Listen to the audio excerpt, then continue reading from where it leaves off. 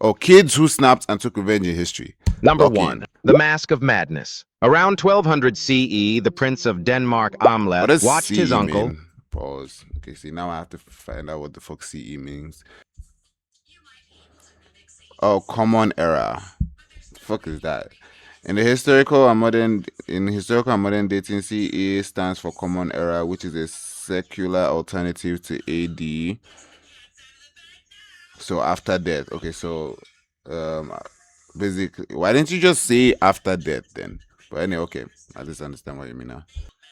Feng murder his father, marry his mother, and steal his throne. Amleth, being only 10 years old, knew he would be next if he showed even a flicker of anger. So he does the Oh, last thing anyone expects. Prior to his death, Amleth's father, Horvandil, the governor of Jutland. He was a celebrated warrior who had killed the king of Norway in single combat and married into the Danish. wait, did you guys have that what's it called, where you did like where you had to act out Hamlet in literature?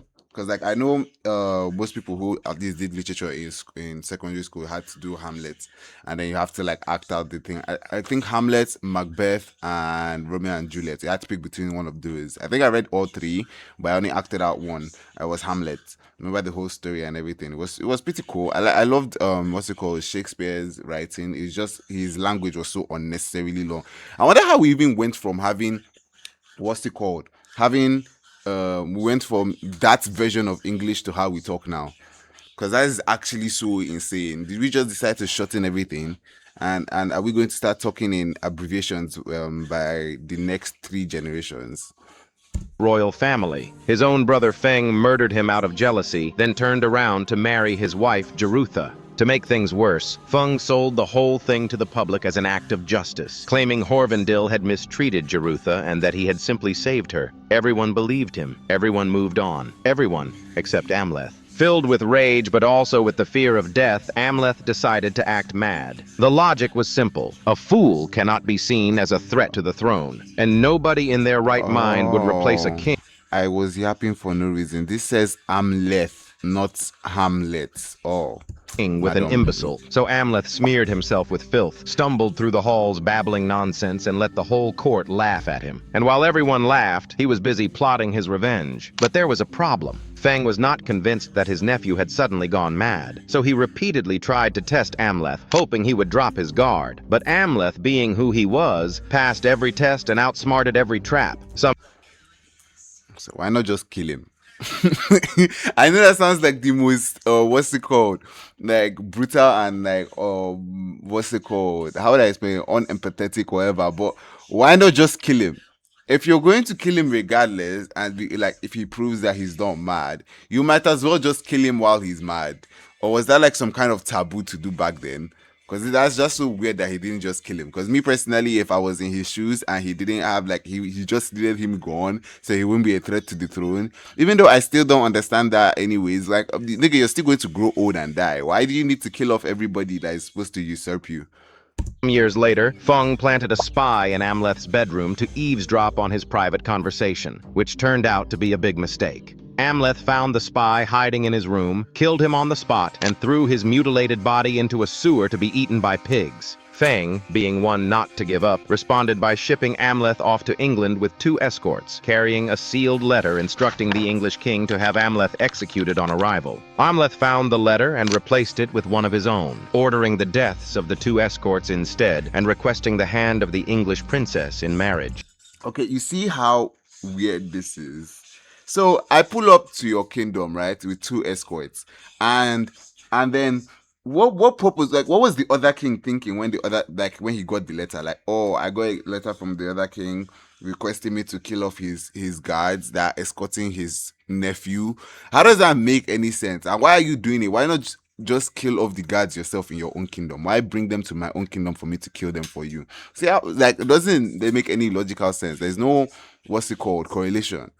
The escorts were killed upon arrival, Amleth got the girl, and then he returned home. This is where this story really becomes interesting. Amleth returned to Denmark during his own funeral, after Fung had declared him dead. The whole court was gathered, drinking and celebrating. Amleth joined them in disguise, letting them get good and drunk, and then waited until they all passed out. He then dragged the hall's tapestries down over the sleeping bodies, pinned them to the floor, and set the entire building on fire, burning them all alive. Then he walked to Feng's. Okay, you see, this is why not just go kill the nigga who faked your death?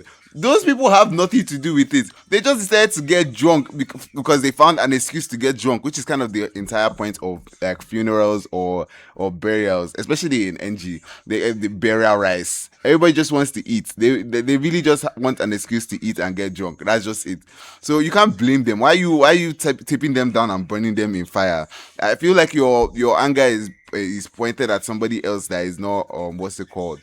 That is not supposed to be pointed at. Why didn't you kill this nigga first? Chambers, only to find him asleep. Seeing his uncle's sword hanging on the wall, he took it and then proceeded to behead him. Finally, after all the years of humiliation and acting like a fool, he finally had his revenge. So the next morning, the throne? people came looking for the cause of the blaze and found their palace in ashes and their king dead. Amleth stood before the assembly and gave a speech laying out every crime Fung had committed. And finally, after all the years of humiliation and acting, he was crowned the king of Jutland. Okay, you see how stupid that is, Loki? Because you could easily have he could have made all of that up. Why are they so gullible? They seem like all those anime background characters, like the citizens and everything, where this, in One Punch Man, where Saitama was like, they lied against Saitama, and Saitama was like, oh no, he took the blame and everything. Everybody's like, yeah, you're evil, blah, blah, blah. And then they switch up all of a sudden. That's how these people feel like. They are so dull. Number 2. The Crowned Puppet. In 1327, Prince Edward III was crowned King of England at the young, unripe age of 14, right after his own mother and her lover Roger Mortimer stripped his father of his title, imprisoned him, and quietly had him murdered. They then ruled England using Prince Edward as a puppet. To understand why they did what they did, you first need to know what England was like before the king's death. Edward's father, Edward II, was not a great king. He was weak, easily manipulated, and spent most of his reign handing power to his royal favorites. His wife, Isabella of France, had watched for years as her husband ignored her and publicly humiliated her. So in 1325, while on a diplomatic mission to France, she refused to return home. Instead, she teamed up with her newfound love, Roger Mortimer, and together they raised an army. They invaded England with just 1,500 men, and within weeks, the king had been captured, thrown in a cell, and then murdered. On February 1st, Again, you see, this is the thing that bothers me. Why are you taking the king and putting him in a cell if you're just going to kill him? Just kill him outside. You don't need to take him into a cell. Well, that's kind of the whole point of torture. I don't understand torture if you're just going to end up killing the person at the end of the day. What is the point? Just kill the person.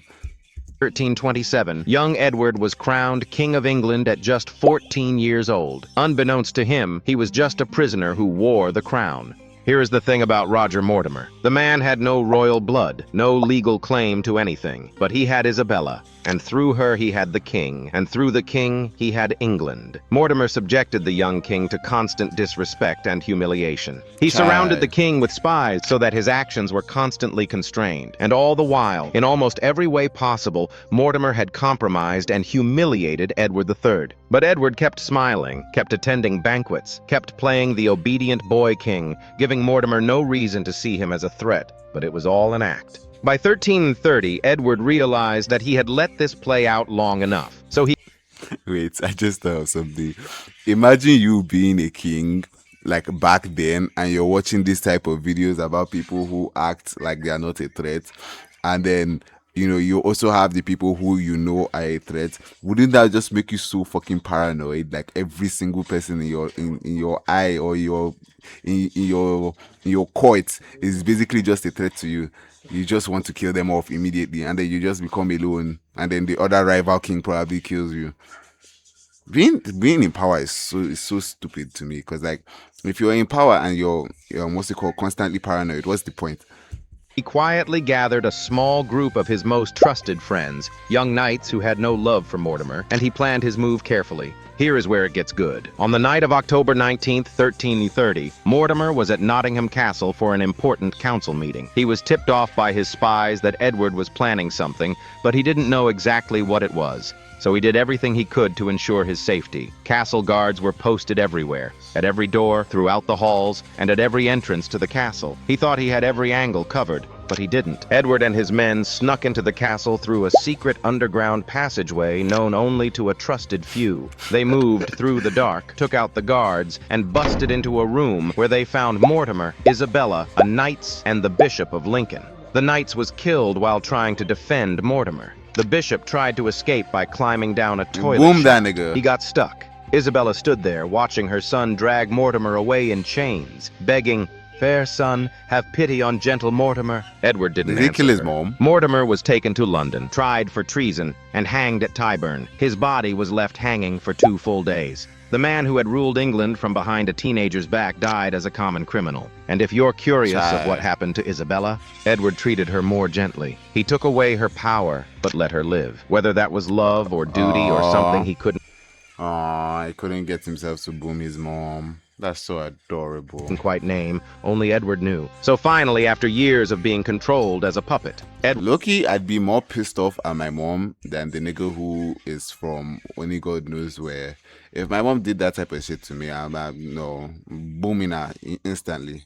But I probably wouldn't at the end of the day. But yo, W video, I know. W also almost knowledge. My fault. W video almost knowledge. Okay, I already dropped a like. I already subscribed.